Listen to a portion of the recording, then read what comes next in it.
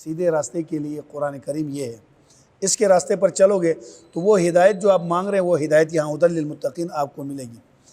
اب اس ہدایت کو بیان فرما کر سورہ فاتحہ کے سوال کا جواب بیان فرما کر تین گروہوں کو اللہ نے آگے بیان فرمایا۔ نمبر 1 مومنین، نمبر 2 کافرین، نمبر 3 منافقین۔ ہدی للمتقین الذین یؤمنون بالغیب سے جو آخر تک اولئک علی ھدی من ربہم واولئک هم المفلحون تک قرآن سے ہدایت حاصل کرنے والا پہلا گروہ ماننے والا مومنین، پھر دوسرا گروہ نہ ماننے والا کافر، اور تیسرا گروہ درمیانی چال چلنے والا منافق۔ گویا اس اعتبار سے قرآن کریم کی ہدایت کے حاصل کرنے کے اعتبار سے انسانوں کے 3 گروہ بن گئے، ایمان والے، کفار اور منافقین۔ اس سے یہ معلوم ہوا کہ انسانوں کی تقسیم رنگ، نسل، قوم، لسانیت کے اعتبار سے جائز نہیں ہے۔ انسانیت کی تقسیم مذہب کے اعتبار سے جو اللہ نے خود کی ہے کہ منافقین، کافر اور ایمان والے 3 الگ الگ گروہ بیان فرمائے۔ اس سے معلوم ہوا جو لوگ ہمیں کہتے جی مذہبی منافرت نہ پھیلاؤ، نہ، کافر کو کافر کہنا، منافق کو منافق، مسلمان کو مسلمان، یہ تقسیم اللہ نے خود کی ہے۔ اس لیے یہ کہنا جی کافر کو بھی کافر نہیں کہنا چاہیے، پھر مسلمان کو بھی مسلمان نہیں کہنا چاہیے۔ جس طرح کافر کو کہتے جی کافر کہنا جرم ہے، تو پھر کافر کو کافر کہنا جرم ہے تو کافر کو مسلمان کہنا بھی جرم ہے، وہ مسلمان ہے نہیں خواہ مخواہ جرم کا۔ تو اس اعتبار سے اللہ تعالیٰ نے انسانوں کے 3 گروہ بیان فرمائے۔ نمبر 1 متقین ایمان والے، نمبر 2 کفار، نمبر 3 منافقین۔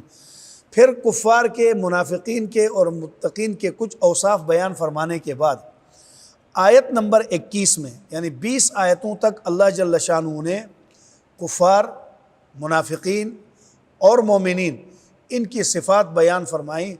21ویں آیت میں اللہ نے ان تینوں گروہوں کو دعوت دی، پہلے تقسیم کیا، یہ کافر ہیں، یہ منافق ہیں، یہ مومن ہیں۔ 20 آیات میں ان 3 گروہوں کی تقسیم کے بعد 21ویں آیت کے اندر اللہ جل شانہ نے ان تینوں گروہوں کو دعوت توحید دی۔ آپ پہلے اس رکوع کا خلاصہ لکھیں، خلاصہ رکوع نمبر 3، 2 رکوع ختم ہو گیا، تیسرا شروع ہو رہا ہے نا۔ خلاصہ رکوع نمبر 3،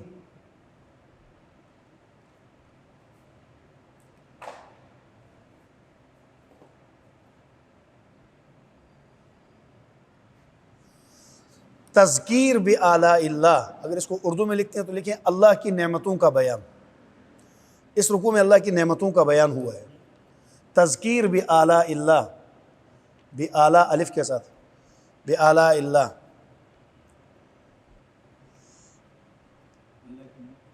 نعمتوں کا بیان یعنی اس رکوع میں ہوا ہے۔ اور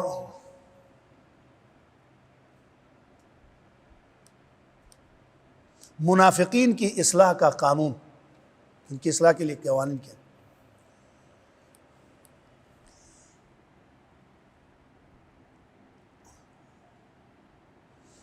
اب دیکھیں تینوں گروہوں کو اللہ جل شانہ نے الگ الگ بیان کرنے کے بعد اس رکوع میں آپ آگے لکھ سکتے ہیں دعوت توحید۔ اللہ نے تینوں گروہوں کو توحید کی دعوت دی، اپنی یکتائی، اللہ اکیلی ذات ہے، اس کی عبادت ہی کرنی ہے، اس کے سوا اور کسی کی نہیں، اس کو توحید کہتے ہیں۔ توحید کی دعوت دی، عربی میں لکھتے ہیں تو دعوت الی التوحید، مختصر جملہ بن جائے گا، توحید کی دعوت دی، لکھ لیا۔ اب میری طرف دیکھیں حضرات گرامی قدر سامعین، دوستوں، بزرگوں، ہم نے کہا اس رکوع میں اللہ نے کس چیز کی دعوت دی ہے؟ توحید کی۔ گروہ کتنے بیان کیے تھے پیچھے؟ 3 گروہوں میں سے ایک تو تھا ہی توحید پر، ایمان والے، پھر اس کو توحید کی دعوت کیوں دی ہے اس رکوع میں؟ تو یاد رکھیں یہاں پر اس دعوت توحید تینوں گروہوں کے لیے الگ الگ ہوگی۔ عبادت کرو اے انسانوں، عبادت کرو اپنے رب کی، تو متقین تو پہلے بھی کر رہے تھے۔ جب متقین کو، ایمان والوں کو جب کہیں گے کہ عبادت کرو تو اس سے مراد یہ ہے کہ ایمان تو وہ لائے ہیں، عبادت میں جو کمی ہے، اعمال میں جو کمی ہے اس کو پورا کرو، ان کی دعوت یہ ہے۔ منافقین کو جب کہیں گے اعبدوا ربکم، تو اس کا معنی یہ ہوگا آپ کے لیے دعوت توحید یہ ہے یک رنگی ہو جاؤ، دو رنگی نہ ہو جاؤ۔ اور کافروں کے لیے دعوت توحید یہ کفر چھوڑ کر ایمان کی طرف آ جاؤ. تو تینوں کے لیے ہر ایک کا معنی جدا ہو جائے گا. بات سمجھ میں آ گئی؟ اب ترجمہ دیکھیں. یا ایھا الناس، اے انسانوں. انسان میں کافر، مسلمان، منافق سب آتے ہیں، اس لیے اللہ نے سب کو یہ دعوت دی. یا ایھا الناس، اے انسانوں. اعبدوا، عبادت کرو، ربکم، اپنے رب کی. اب دیکھیں میری طرف، اگر اس انسان کا معنی، انسان میں چونکہ مومن بھی ہیں، یہاں مومن مراد لیں تو اس کا معنی یہ ہوگا یا ایھا الذین آمنوا، انسان بمعنی اے ایمان والو، اپنے رب کی عبادت کرو کا معنی ایمان تو تم لا چکے ہو، اعمال میں جو کمی ہے اس کو پورا کر لو. اور منافقین کے لیے ناس کا معنی کریں گے اے منافقین جو انسانوں میں ہو، تم ڈبل چال، دگلی چال کو چھوڑ دو، یک رنگی پر آ جاؤ، دو رنگی چھوڑ دو. اور یا ایھا الناس سے اگر انسانوں سے کافر مراد لے تو اس کا معنی یہ ہوگا اے کافرو، کفر کو چھوڑو اور ایمان کی طرف آ جاؤ. یہاں عبادت کا معنی ان کے لیے ایمان ہوگا. یہ بات سمجھ میں آ رہی ہے؟ یا ایھا الناس، اے انسانوں. اعبدوا، عبادت کرو، پرستش کرو، ربکم، اپنے پرورش کرنے والے کی. رب کا ترجمہ ہے پرورش، پیچھے آپ نے پڑھ لیا ہے. رب العالمین، تمام جہانوں کا پالنے والا ہے. ربکم، اپنے پالنے والے کی. وہ پالنے والا الذی خلقکم. الذی، اب آگے رب کی صفت بیان کی.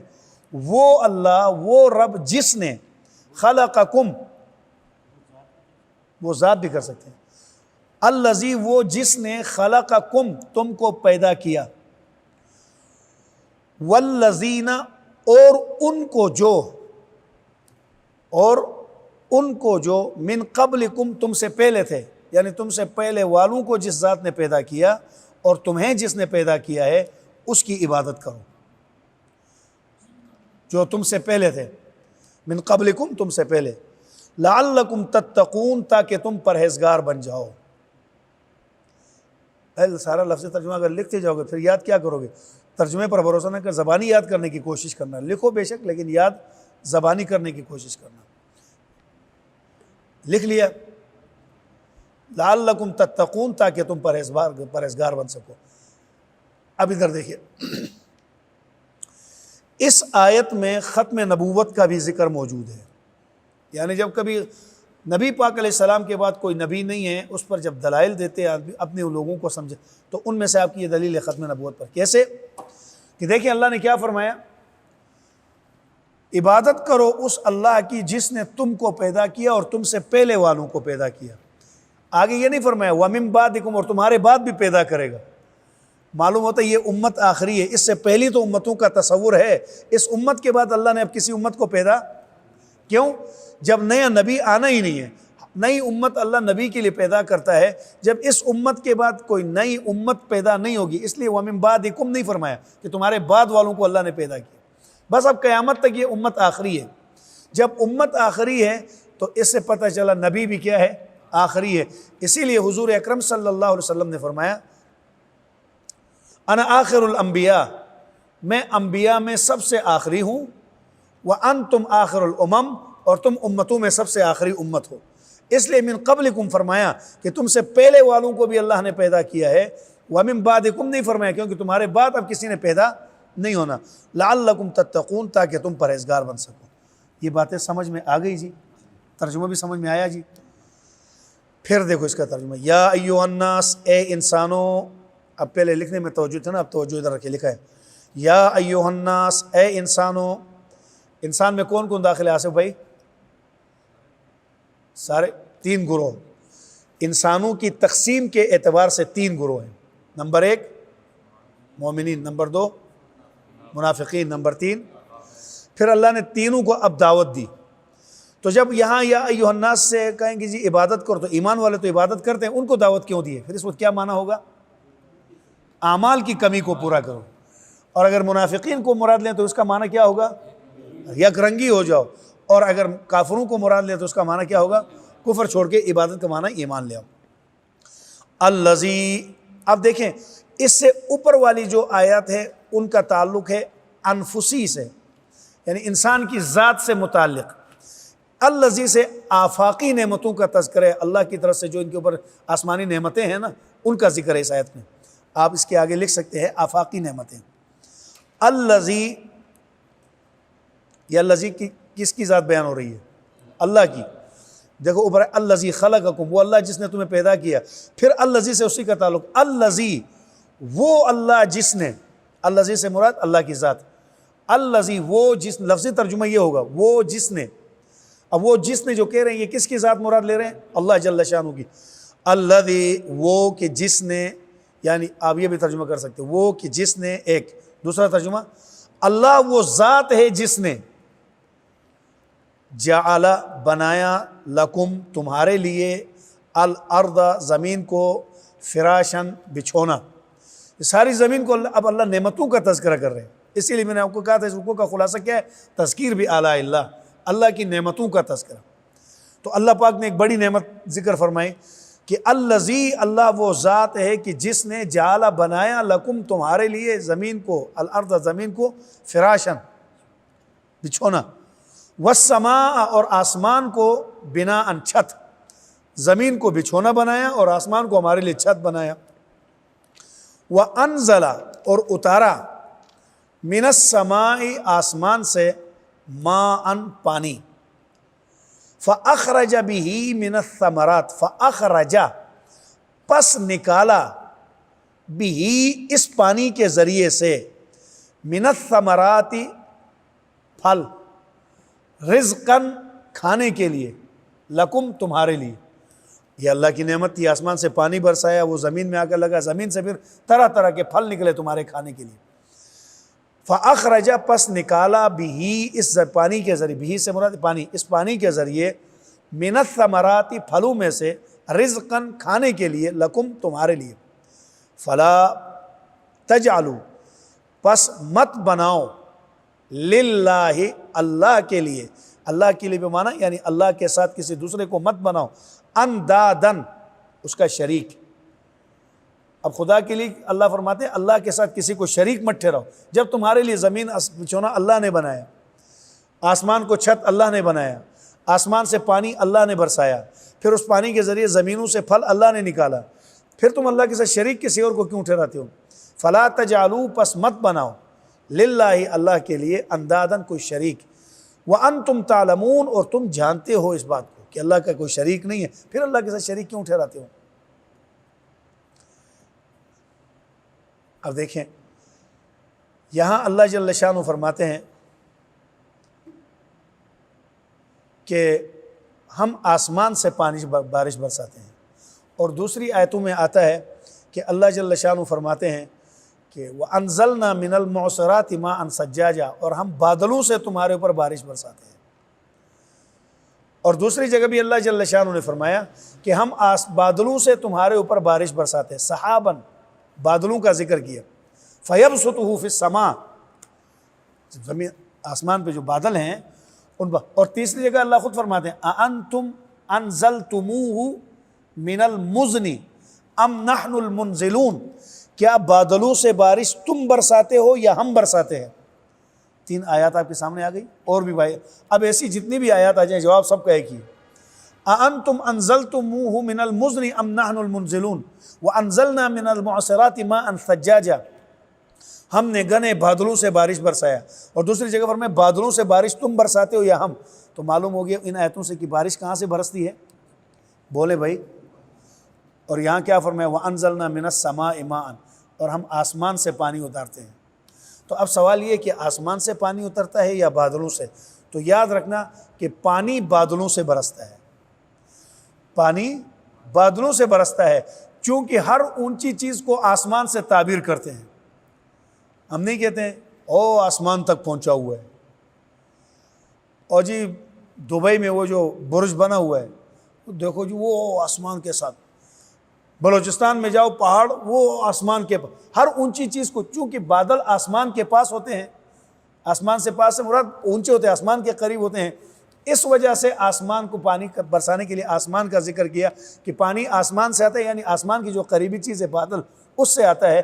ہر اونچائی کو چونکہ آسمان سے تعبیر کرتے ہیں اس لیے اللہ جل شانہ نے آسمانوں، اور چونکہ آسمان سے سورج آسمان پہ ہوتا ہے، آسمان سے سورج کی شعاعیں جب زمین پہ پڑتی ہیں سمندروں میں تو وہاں سے بخارات بنتے ہیں، بخارات بن کے جب ہواؤں میں اڑتے ہیں تو وہ بادل دوبارہ آسمانوں پہ جاتے ہیں، ان بادلوں سے بارش برستی ہے، اور وہ بادل چونکہ آسمانوں پہ ہوتے ہیں اس مناسبت سے کہا گیا کہ ہم آسمان سے بارش برساتے ہیں، ورنہ بارش ہوتی بادلوں سے، لیکن چونکہ وہ قریب الی الاسمان ہوتے ہیں اس وجہ سے سما ہوتے ہیں، سما ہوتے ہیں، اس وجہ سے کہا گیا۔ جیسے مناسبتوں سے کہتے ہیں، عربی میں اس کو کیا کہتے ہیں؟ یہ جو چہرے پہ بھائی آپ سعودی عرب کا رہے داڑھی کو کیا کہتے ہیں؟ لحیہ۔ حالانکہ عربی میں لحیہ کہتے ہیں، یہ جو جبڑا ہے نا، جبڑا، اس کو عربی میں لحیہ بولتے ہیں، لیکن بعد میں آہستہ آہستہ داڑھی کو ہی لحیہ کہا جانے لگا۔ یہ تو شعر ہے، بال ہیں، لحیہ اندر والا ہے، جبڑا، لیکن عربی میں بعد میں داڑھی کو ہی کہا گیا لحیہ۔ کیوں؟ چونکہ یہ جبڑے کے ساتھ لگی ہوتی ہے، اس مناسبت سے کہ ہر وقت جبڑے کے اوپر ہونے کی وجہ سے جبڑے کی وجہ داڑھی کو ہی لحیہ کہا گیا کہ جبڑے کے اوپر پڑی ہوتی ہے۔ اس سے معلوم ہو گیا عربی جو یہاں سے داڑھی کاٹتے ہیں غلط کرتے ہیں، کیونکہ داڑھی کو تو لحیہ کہتے ہیں اسی وجہ سے کہ وہ جبڑے پر ہوتی ہے، اور وہ ظالم یہاں سے کاٹتے ہیں، یہاں سے وہ یہاں کے اوپر لا کے رکھ دیتے ہیں۔ داڑھی کا تذکرہ تو یہاں سے ہے۔ بات سمجھ میں آ رہی؟ سگریٹ کو کیا کہتے ہیں؟ دخان۔ حالانکہ دخان حدیث پاک میں آتا ہے کہ جو آدمی اللہ کے راستے میں چلتا ہے وہ قیامت کے دن جب جہنم میں ڈالا جائے گا تو اس کو جہنم کا دھواں بھی نہیں لگے گا۔ دھواں، دخان عربی میں کہتے ہیں دھوئیں کو۔ اب سگریٹ کو عربی میں جا کر کہو جو دخان موجود، دخان، تدخین، سگریٹ کو بولتے ہیں۔ کیوں بولتے ہیں؟ چونکہ دھواں سگریٹ سے نکلتا ہے، اس مناسبت سے اس کا نام ہے دھواں کیا رکھ دیا گیا؟ دخان رکھ دیا گیا۔ تو اسی وجہ سے بادل بھی آسمان کے چونکہ قریب ہوتے ہیں تو بارش بادلوں سے برستی ہے، لیکن چونکہ وہ بخارات بن کے آسمان کے اوپر جاتے ہیں، آسمان کے پاس جاتے ہیں، اس وجہ سے کہا گیا ہم آسمان سے بارش برساتے ہیں، ورنہ بارش ہوتی بادلوں سے۔ یہ دو آیتیں کافی، اگلا سبق یہ ذرا تھوڑا سا تفصیل والا ہے، قرآن کریم کے بحث ہے تھوڑی سی۔ یہ آیتیں، یہ پہلے رکوع کی کچھ، یہ پہلا یہ رکوع یہاں تک تھوڑا سا مشکل ہے الفاظ، اس لیے ہم کہتے ہیں، ٹھیک ہے۔ یا ایھا الناس، اے انسانوں، اعبدوا، عبادت کرو، ربکم، اپنے رب کی، الذی، وہ رب جس نے خلقکم، تم کو پیدا کیا، والذین، اور وہ لوگ جن من قبلکم، جن کو تم سے پہلے پیدا کیا، لعلکم تتقون، تاکہ تم پرہیزگار بن جاؤ۔ الذی، اللہ وہ ذات ہے، جعل لکم، جس نے بنایا تمہارے لیے، فراشن، زمین کو بچھونا، والارض فناء، اور آسمان کو چھت، وانزل من السماء۔ اب ایک سوال ذہن میں تھے، آسمان کو چھت اگر اللہ نے بنایا تو اس کے ستون کدھر ہیں؟ تو دوسری جگہ اللہ نے فرمایا کہ بغیر عمد ترونہا، آسمان کی صفت یہ بیان کی کہ یہ ایسا چھت ہے جس کے ستون نہیں ہے۔ فاخرج بہ، پس نکالا اس پانی کے ذریعے، من الثمرات، پھلوں میں سے، رزقاً، کھانے کے لیے، لکم، تمہارے لیے، یعنی پانی آسمان سے برسا، زمین پہ آگے لگا، پھر نیچے سے پھل نکلنے لگے۔ اللہ فرماتے ہیں ہم نے تمہارے کھانے کے لیے بنائے۔ فلا تجعلوا، سو مت بناؤ، للہ، اللہ کے ساتھ، اندادا، شریک، وانتم تعلمون، اور تم جانتے ہو اس بات کو۔ ٹھیک ہے جی، ٹھیک ہے، کافی ہے، یکفی۔ اگر ہماری ویڈیو پسند آئی ہے تو اسے لائک کریں، کمنٹ کریں اور دوستوں کے ساتھ شیئر کریں، اور اگر ہمارا چینل ابھی تک سبسکرائب نہیں کیا تو اسے سبسکرائب کر دیں اور بیل آئیکن کو پریس کر دیں تاکہ ہر آنے والی ویڈیو آپ کو مل سکے۔ جزاک اللہ۔